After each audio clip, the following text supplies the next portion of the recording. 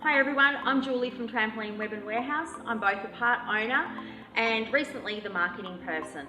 Yesterday we hosted here a very successful first ever meetup. We had 16 kids here and it was really good. So hopefully you've even seen some videos of that.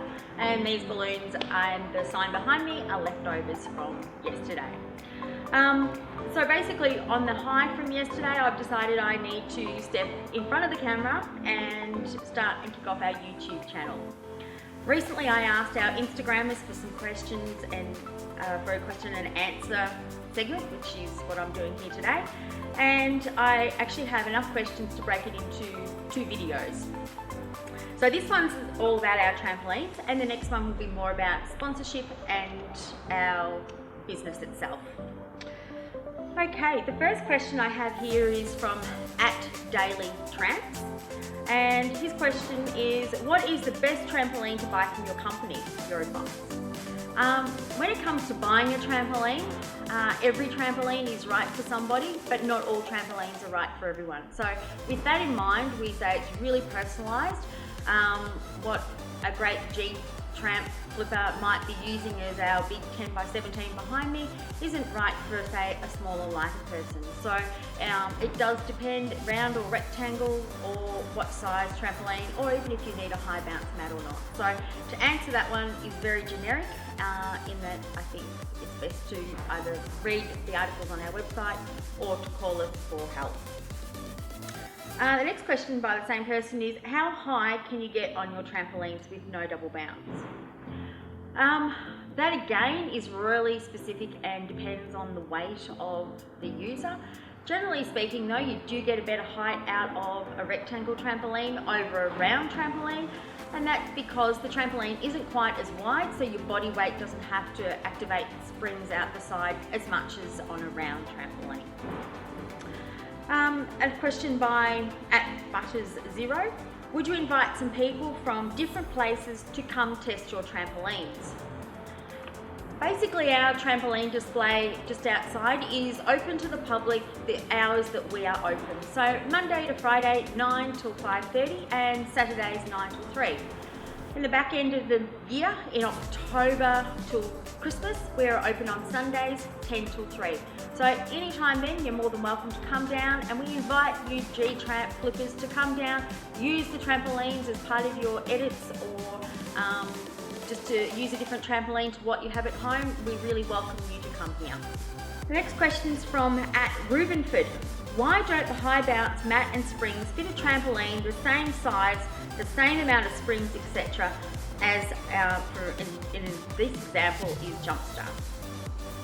So basically the same size of trampolines is referring to the imperial measurement. We go by 10x17 or 10-foot round, 8-foot, and by using a generic sizing as that, it's a lot easier to differentiate between the trampoline sizes. But in reality, each factory makes a slightly different dimension, so when you get down to the millimetre, each factory is making different measurements. So basically there can only be a 25mm tolerance between a mat that you've had with one brand compared to another, and it's rare that it's easy to fit, and no, our high bounce mats don't fit the other brand. Flips Tanner, when are mini tramps coming out, and will there be a small mini square trampoline? Thanks for that question. It has been raised, and it was actually talked about here yesterday at the meetup.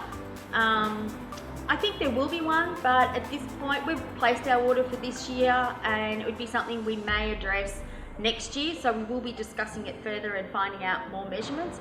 But at this point, yesterday, about a 4-foot was mentioned as being the right size. The next one is by @Liam.cam. Is there a high bounce mat for your 9x14 trampolines? Yes, there is a high bounce mat for the 9x14, and with that size you only do need to have the mat. You don't need to swap springs. @Billy_Bazewski. Will you guys ever make Euro mats or Euro trampolines in general? Yes, we've got one in development at the moment. It's not an official Euro, but it is one that has a similar result, but we are still at the point of doing UV testing on it because in its current state it wouldn't last outside without proper UV coating. At Devon_flips24, what is your biggest selling trampoline? On that one, because as I said before, that each trampoline is, who it's correct for does depend on the weight and the size and how the user uses the trampoline. But to answer that question, we come down to really having 3 trampolines, 3 rectangles that are our most popular. So that's the 8x12, 9x14, 10x17. Next question is at SCD_flips. How big are the springs on the trampolines? On our round trampolines, we have as small as 141 millimeters through to our big rectangles, and this one behind me here has 260 millimeter springs. So across the sizes there is a range. At Parkour Ace, what are your opinions on V or crossing springs? Thanks for that one. We are looking to do an actual proper lab test in here to be able to come back to you all and say this is the benefit or not by the percentage of higher bounce that you actually attain out of crossing or being your springs. So we will be able to demystify and answer that one conclusively in the near future. At Macca.swans, how much better is the high bounce mat on the 9x14 trampoline?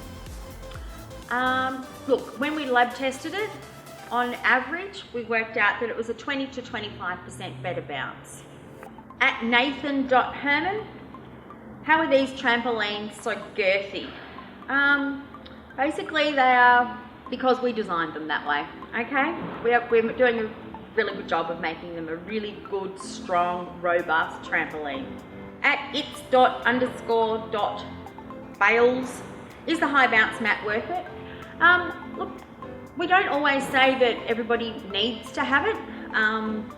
So there is a range if you're sort of a certain weight or like in the trampoline that you're purchasing.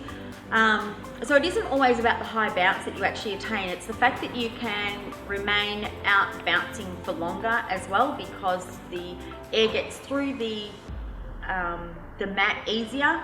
Therefore, there's less wind resistance and you can bounce for longer. So even though we talk about it being a high bounce, it actually is better for longer endurance as well and more effortless. So to say it's worth it, look, I think everyone who's bought it and got it, they do really like it. So from that perspective, I'd say yes, but it's not everybody who chooses it. Let's say girls in particular who maybe do cheerleading or tumbling, they don't really need a high bounce, they're just particularly after the space. At Zeke_parkour, wish I had one.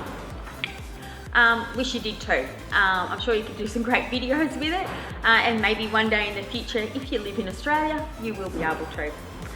At Ethan Zajansky, what's your best trampoline? Ethan, for me, I personally love the 9x14 with high bounce, but as I said before, each trampoline is quite specific as to who it ends up being for, so it's about choosing the right trampoline for you.